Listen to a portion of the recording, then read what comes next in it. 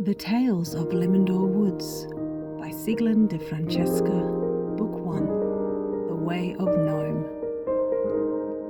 Chapter 4, A Story. Now, back to my story, said Mossy after a rather long silence. When I was just a young lad, having just turned 70 years of age, But wait, Mossy, excuse me. Didn't you mean 7? No, Gus, I said 70.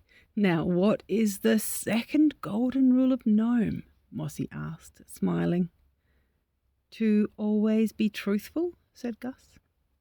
Correct. You see, apparently we gnomes live a very, very long time compared to you tall ones. When as a youngster I reached the age of 70, he continued, I got ready to go on my scout-about. Mossy, what is a scout-about? Gus excitedly interrupted again. Mossy, exercising the first golden rule of gnome, patiently replied, when a young gnome reaches their 70th birthday, they usually go on a scout-about.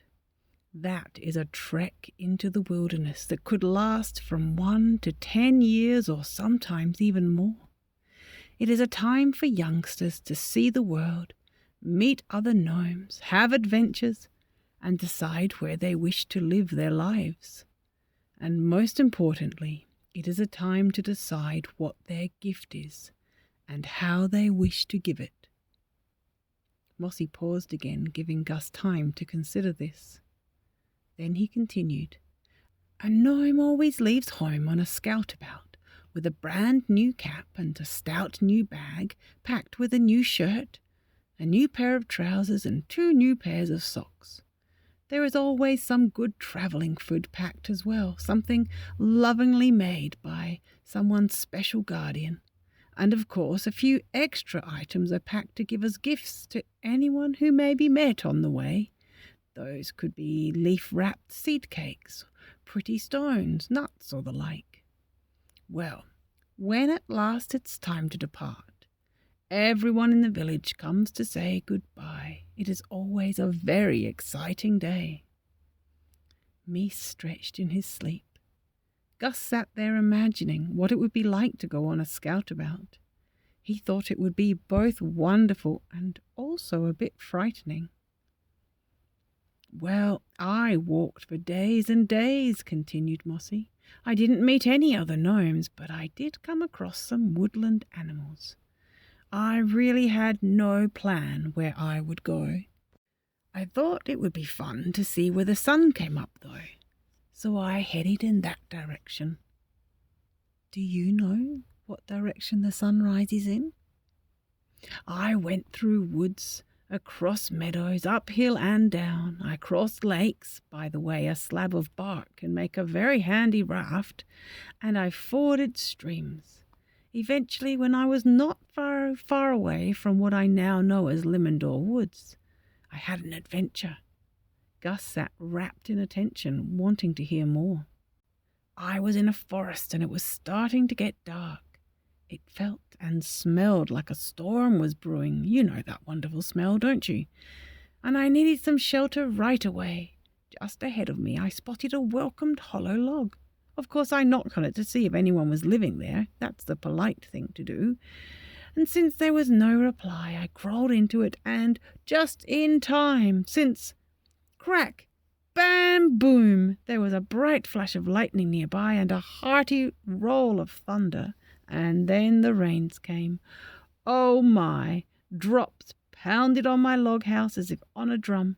I snuggled closer to the centre of the log, happy for its protection.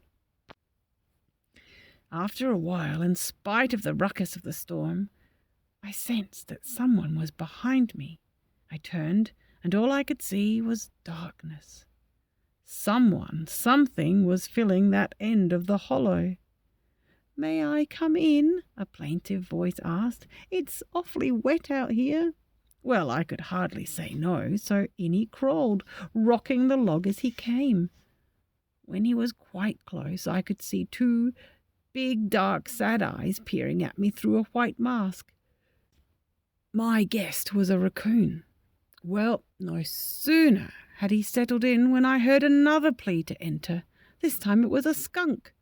I promised to behave, he said, if only I can keep dry. When a rather damp rabbit also asked to enter, I had to exit the log to make room for her, and when I tried to squeeze back in again, I realized that there was no hope for it. I would simply not fit. So I took my bag, stood there, and looked around through the sheets of rain until I finally spied a wide, stalwart toadstool not too far away. I dashed to its shelter as quickly as I could and found to my surprise that I was not alone there. Curled up at the foot of the mushroom was a very agreeable field mouse. "Oh," I said, "excuse me, I did not see you there." The mouse said it was no bother and that I was welcome to share the shelter. So we waited out the storm together, and during that time we became good friends. Gus sat up straight away with a surprised look on his face. Then he turned to see that Mies had awakened and gone over to Mossy and was looking fondly up at him. Gus said, "That was Mies, wasn't it, Mossy? That is how you met Mies." "Oh, no, my boy, Mies is not that old. Remember, this was quite a long time ago, in New Year's, that is. No, he wasn't Mies, but one of Mies's distant ancestors. His name was Mus the First. He had no family nearby and was quite on his own. I don't know which of us first suggested that we travel together, but we were always side by side after that. We stayed together for a long time," Mossy said. "When Mus the First later had a family, one of his sons came to live with me to keep me company. And so it has been, for more years than I can remember, generation after generation. Each pup who has come to me has always become a dear friend. And so it is with this fellow here, my good friend Mies," he said as he scratched behind one of Mies's velvety ears. "So, where was I? Oh, yes, well, Mus the First and I only had to travel a short way before we arrived at Limindoor Woods. The first gnome we met here was a gentle gnome named Brother Acorn. I will take you to meet him one day. It was he and, well, Limindoor too, that made us decide to stay here, and stay we did." Mies went to settle down at Mossy's feet. "Gus," he said, "I know you have many more questions, but it is getting to be my nap time, and old gnomes do need their sleep.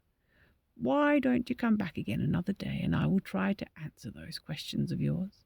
I will also introduce you to some of the other gnomes who live in Limindoor." "Oh, thank you so much, Mossy. I loved hearing your story. I am sorry if I've tired you out. My mamma's probably wondering where I am anyway. May I come back tomorrow?" As Gus started to leave, he stopped and turned and reached into his pocket to take out a marble he had there. Gus was always picking up things and putting them in his pocket. Isn't that what children with pockets do? The marble had become gnome-sized, perhaps because it was on his person when he passed through the gate. "Mossy, I remembered the third rule of gnome and how you gave me that yummy seed cake. Here, this is for you," he said, handing him the marble. Mossy accepted the green marble graciously. He held it close, squinting at it, and exclaimed that it was quite beautiful. He thanked him for his thoughtfulness, and they parted. Mossy and Mies went through the bright red door, entering the house at the roots of the great tree, and Gus took the path that led back home.